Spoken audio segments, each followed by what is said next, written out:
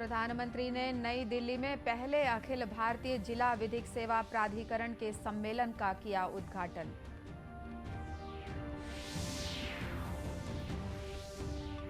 राज्यपाल के 3 वर्ष का कार्यकाल पूरा होने पर छत्तीसगढ़ निजी विश्वविद्यालय विनियामक आयोग और सभी विश्वविद्यालयों द्वारा किया गया सम्मान समारोह का आयोजन। राष्ट्रव्यापी टीकाकरण अभियान के तहत लगाए गए 203 करोड़ 94 लाख से अधिक कोविड रोधी टीके।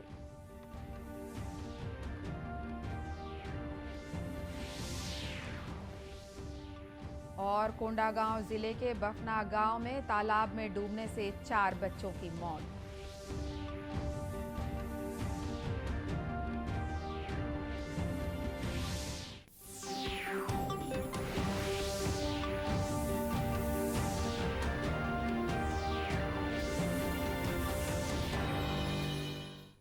नमस्कार, आप देख रहे हैं दूरदर्शन समाचार। मैं हूं अनुराधा दुबे। अब समाचार विस्तार से। प्रधानमंत्री नरेंद्र मोदी ने कहा है कि व्यापार और जीवन की सुगमता के साथ साथ न्याय की सुगमता भी बहुत जरूरी है। प्रधानमंत्री ने नई दिल्ली के विज्ञान भवन में राष्ट्रीय विधिक सेवा प्राधिकरण द्वारा आयोजित पहले अखिल भारतीय जिला विधिक सेवा प्राधिकरण के सम्मेलन का उद्घाटन किया। श्री मोदी ने कहा कि राष्ट्रीय विधिक सेवा प्राधिकरण और जिला विधिक सेवा प्राधिकरण त्वरित न्याय दिलाने में अहम भूमिका निभा सकते हैं। बिजनेस और ईज ऑफ लिविंग की तरफ ईज ऑफ जस्टिस भी उतना ही जरूरी है। नेशनल लीगल सर्विस अथॉरिटी और सभी डिस्ट्रिक्ट लीगल सर्विसेज अथॉरिटीज इसमें बहुत बड़ी भूमिका निभा सकते हैं। इस आयोजन के लिए हमारे संविधान का आर्टिकल 39A, जो कि directive principle of state policy के अंतर्गत आता है, उसने लीगल एड को बहुत प्राथमिकता दी है। इसका महत्व हम देश में लोगों के भरोसे से देख सकते हैं। हमारे यहां सामान्य से सामान्य मानवी को ये विश्वास होता है कि अगर कोई नहीं सुनेगा तो अदालत के दरवाजे खुले हैं। गौरतलब है कि बैठक में सभी जिला विधिक सेवा प्राधिकरणों में समानता लाने के लिए एकीकृत प्रक्रिया के सृजन पर विचार विमर्श होगा। देश में कुल 676 जिला विधिक सेवा प्राधिकरण हैं। राज्यपाल अनुसुईया उइके के प्रदेश के राज्यपाल के पद पर 3 वर्ष का कार्यकाल पूर्ण होने के अवसर पर छत्तीसगढ़ निजी विश्वविद्यालय विनियामक आयोग और समस्त विश्वविद्यालयों द्वारा सम्मान समारोह आयोजित किया गया। प्रदेश के सभी शासकीय और निजी विश्वविद्यालयों के कुलपतियों ने राज्यपाल को स्मृति चिन्ह, शॉल और श्रीफल देकर सम्मानित किया। राज्यपाल ने कार्यक्रम को संबोधित करते हुए कहा कि प्रदेशवासियों का स्नेह और सम्मान ही मेरी ऊर्जा है। छत्तीसगढ़ राजभवन को राष्ट्रीय स्तर पर जो ख्याति मिली है वो यहाँ की जनता के स्नेह का परिणाम है।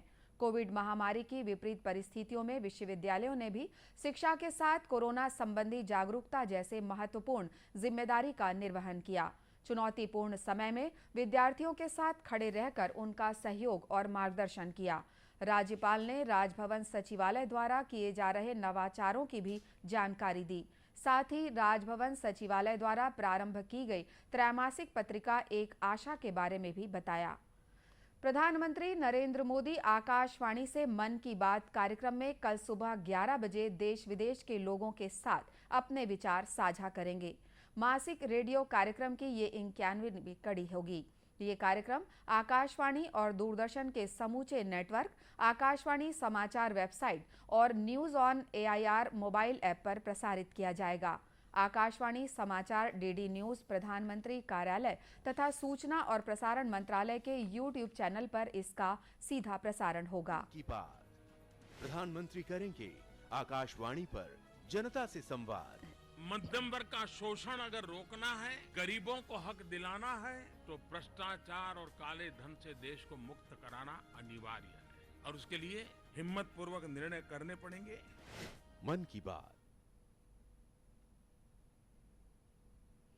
आकाशवाणी हिंदी प्रसारण के तुरंत बाद क्षेत्रीय भाषाओं में भी इस कार्यक्रम का प्रसारण करेगा।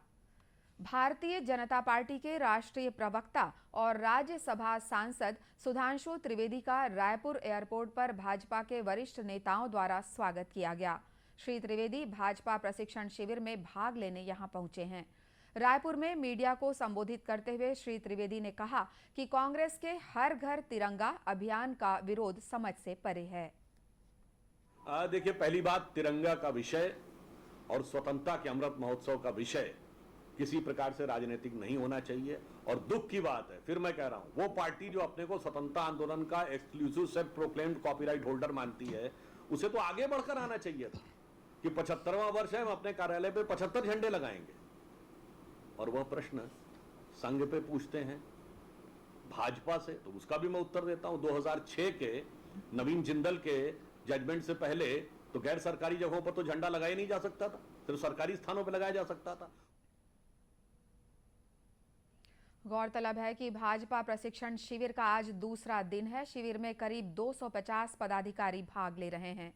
कल पहले दिन शिविर को संबोधित करते हुए वक्ताओं ने कहा कि जब तक नेताओं और कार्यकर्ताओं के बीच तालमेल नहीं होगा, तब तक सत्ता संभव नहीं है। शिविर में कांग्रेस के अधूरे चुनावी वादों पर घेरने की रणनीति बनाई जा रही है। इसमें रोजगार, शराबबंदी, भ्रष्टाचार जैसे मुद्दों को लेकर जनता के बीच जाने की कार्ययोजना बनाई जाएगी। राष्ट्रीय टीकाकरण अभियान के तहत अब तक 203 करोड़ 94 लाख से अधिक कोविड रोधी टीके लगाए जा चुके हैं। स्वास्थ्य मंत्रालय ने कहा कि कल 33,87,000 से अधिक टीके लगाए गए। इसी अवधि में 20,408 नए लोगों में संक्रमण की पुष्टि हुई। संक्रमण से स्वस्थ होने की दर 98.48% है। इधर छत्तीसगढ़ में पिछले 24 घंटे में 10,435 लोगों का कोविड परीक्षण किया गया, जिसमें से 479 मरीजों की पहचान की गई। इस तरह प्रदेश में कुल सक्रिय मरीजों की संख्या 3,276 हो गई है। कोरोना की बढ़ती रफ्तार के बीच टीकाकरण भी तेजी से चल रहा है। आजादी का अमृत महोत्सव मनाने के लिए देश के प्रधानमंत्री नरेंद्र मोदी के आह्वान पर हर घर तिरंगा फहराने की अपील के बाद अब समूचे देश में उत्साह का माहौल बना हुआ है। ऐसे में छत्तीसगढ़ में भी हर घर तिरंगा अभियान के लिए अर्धसैनिक बलों, सामाजिक प्रतिष्ठान, स्कूल और कॉलेजों में हर घर तिरंगा और घर तिरंगा फहराने के लिए जन जागरूकता रैली निकाली जा रही है। इसी कड़ी में भिलाई के सभी स्कूलों में आजादी का अमृत महोत्सव के अंतर्गत हर घर तिरंगा अभियान को सफल बनाने के लिए स्कूली बच्चों को हर घर तिरंगा अभियान की जानकारी दी जा रही है। साथ ही स्कूली बच्चों के द्वारा लोगों से झंडा फहराने की अपील भी की जा रही है। जागरूकता रैली निकाली है, जिससे हमारे प्रधानमंत्री जी का संदेश हर घर तिरंगा को घर घर तक पहुंचाया। हमने हमारे प्रधानमंत्री जी के आह्वान द्वारा आज जन जागरूकता रैली निकाली है। हमारे स्कूल के बच्चे और हम चाहते हैं हर घर तिरंगा हो, घर तिरंगा। डीएवी स्कूल हुडको के प्राचार्य प्रशांत कुमार ने स्कूली बच्चों द्वारा इस अभियान को सफल बनाने के लिए किए जा रहे योगदान के बारे में जानकारी दी। पास पड़ोस के लोगों को उत्साहित किया जा रहा है और उनसे निवेदन किया जा रहा है कि वह 13, 14 और 15 अगस्त को अपने अपने घर पर तिरंगा फहराएं। हमारे बच्चों के द्वारा जो 3,500 के आसपास हैं, वो अपने घर पर भी तिरंगा फहराएंगे और अपने पड़ोसियों को भी इसके लिए तैयार करेंगे। स्कूली बच्चों के अलावा लोगों में भी इस अभियान को लेकर उत्साह देखा जा रहा है। कोंडागांव जिले के बफना गांव में तालाब में डूबने से 4 बच्चों की मौत हो गई। पुलिस से मिली जानकारी के मुताबिक स्वामी आत्मानंद स्कूल कोंडागांव में पढ़ने वाले 9 बच्चे परीक्षा के बाद दाडिया स्टॉप डैम में पिकनिक के लिए गए, जहां 4 बच्चे बांध में डूब गए। पुलिस ने सूचना के बाद कार्रवाई करते हुए 2 बच्चों का शव बरामद कर लिया है। 2 बच्चों की तलाश जारी है। उज्जवल भारत उज्जवल भविष्य कार्यक्रम का आयोजन आजादी के अमृत महोत्सव के अवसर पर देश में विद्युत क्षेत्र में हुई उपलब्धियों को साझा करने के लिए किया जा रहा है। इसी कड़ी में बिलासपुर में छत्तीसगढ़ विद्युत वितरण कंपनी लिमिटेड और एनटीपीसी सीपत द्वारा भी इस कार्यक्रम को किया गया। कार्यक्रम का शुभारंभ मुख्य अतिथि विधायक शैलेश पांडे ने दीप प्रज्वलित कर किया। इस मौके पर श्री पांडे ने कहा कि प्रदेश में लगभग 12,000 मेगावाट तक बिजली उत्पादन हो रहा है। हमारी जरूरत लगभग 4,000 मेगावाट की है। ये हमारी एक बहुत बड़ी उपलब्धि है। हम आज हमारा छत्तीसगढ़ कहां तक पहुंच गया है। हमारे छत्तीसगढ़ में लगभग 12,000 मेगावाट तक बिजली उत्पादन हो रहा है। हमारी ज़रूरत 4,500 मेगावाट की है। ये एक बड़ी उपलब्धि हम लोग के लिए। इस सरप्लस बिजली स्टेट है और लगभग पूरे प्रदेश में हर गांव में बिजली हम पहुंचा पा रहे हैं। CSPDS बिलासपुर के कार्यपालन निदेशक संजय पटेल ने कहा कि महोत्सव के दौरान बिजली योजनाओं का प्रचार प्रसार किया जा रहा है। साथ ही हितग्राहियों की समस्याओं का समाधान भी किया जा रहा है। जो राज्य सरकार की योजनाएं हैं उनका प्रचार प्रसार कर रहे हैं और जो हितग्राही हैं उनकी कोई समस्या उसको भी सुन रहे हैं। इसके अलावा जो पिछले वर्षों में जो हमने कार्य किए हैं उसका बताया जा रहा है। इसी संबंध में इस कार्यक्रम का आयोजन किया गया है।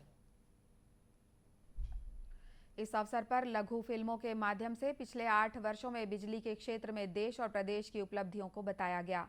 फिल्म के माध्यम से भारत में नवीनीकरणीय ऊर्जा के उत्पादन वितरण के साथ सौभाग्य योजना, सहज बिजली, हर घर योजना, दीनदयाल उपाध्याय ग्राम ज्योति योजना, वन नेशन वन ग्रिड की सफलता की कहानी को प्रस्तुत किया गया। आज़ादी के लिए भारत का शानदार संघर्ष आधुनिक विश्व के महानतम संघर्षों में से एक है। दूरदर्शन समाचार इतिहास की धारा बदलने वालों की झलक रोजाना आपके लिए लेकर आ रहा है। आज हम मुथुलक्ष्मी रेड्डी को याद कर रहे हैं।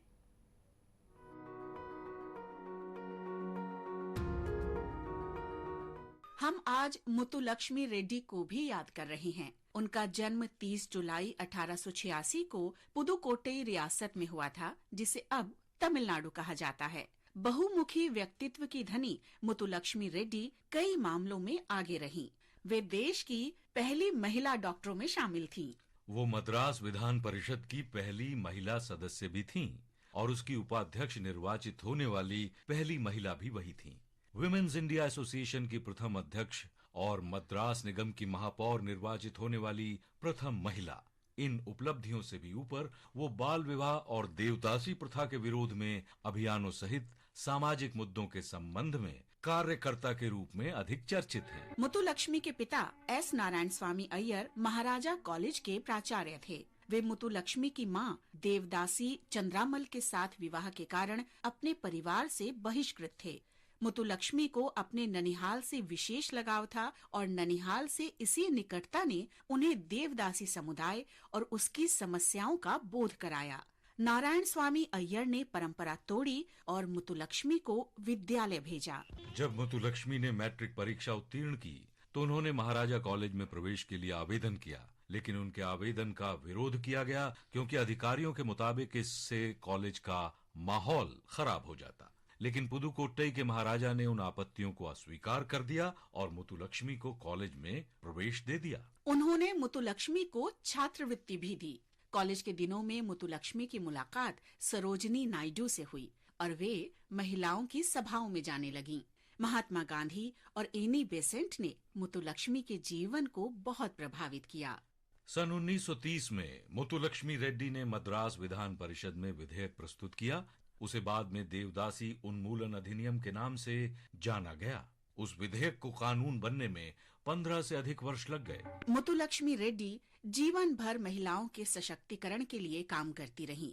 22 जुलाई 1968 को उनका निधन हो गया। भारत की इस महान बेटी को शत शत नमन।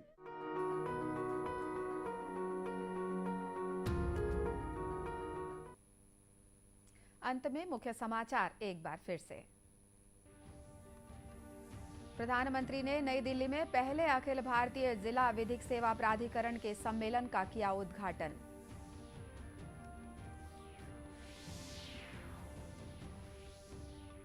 राज्यपाल के 3 वर्ष का कार्यकाल पूरा होने पर छत्तीसगढ़ निजी विश्वविद्यालय विनियामक आयोग और सभी विश्वविद्यालयों द्वारा किया गया सम्मान समारोह का आयोजन। राष्ट्रव्यापी टीकाकरण अभियान के तहत लगाए गए 203 करोड़ 94 लाख से अधिक कोविड रोधी टीके।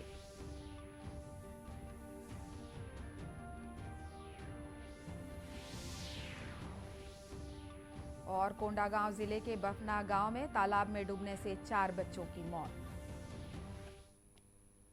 इसी के साथ ये समाचार बुलेटिन समाप्त हुआ। नमस्कार।